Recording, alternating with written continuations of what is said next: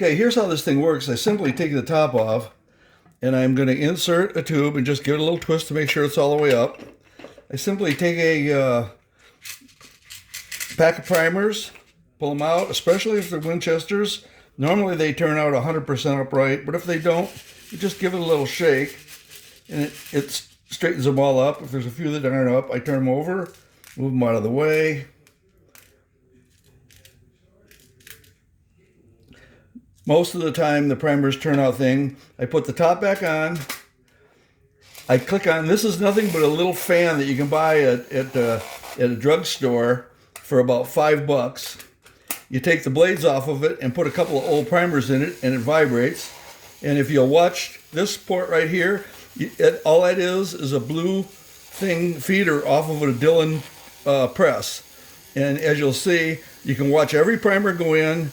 It is almost flawless. I load literally, if it turns upside down, it's not a big deal. Most of the time you can just reach in and straighten it out.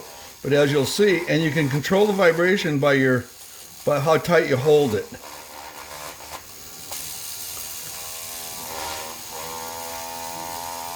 And once you get a little bit of feeling to it, it goes right along like nothing. Usually if you straighten it back out, the primer will straighten up and go right down. You can tell when a primer goes upside down because you see the flat side of it.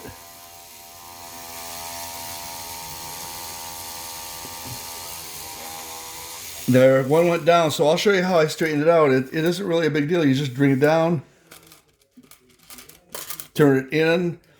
Most of the time, it will turn itself back over before when it goes back into the window, as you'll see in a minute.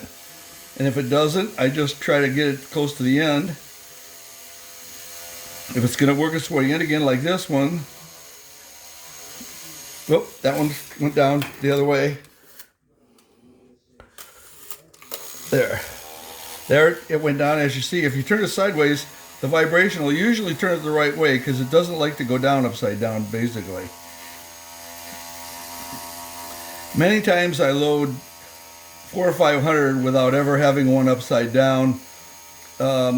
Different batches of Winchester primers seem to be dirtier than others, but for the most part, they're not too bad. Sells and Beloit really are load really great through this thing. Hardly ever have a primer upside down.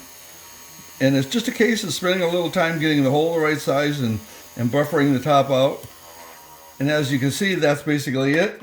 You take the tube off, you put the end on, and you move on to the next tube, which is simply like so.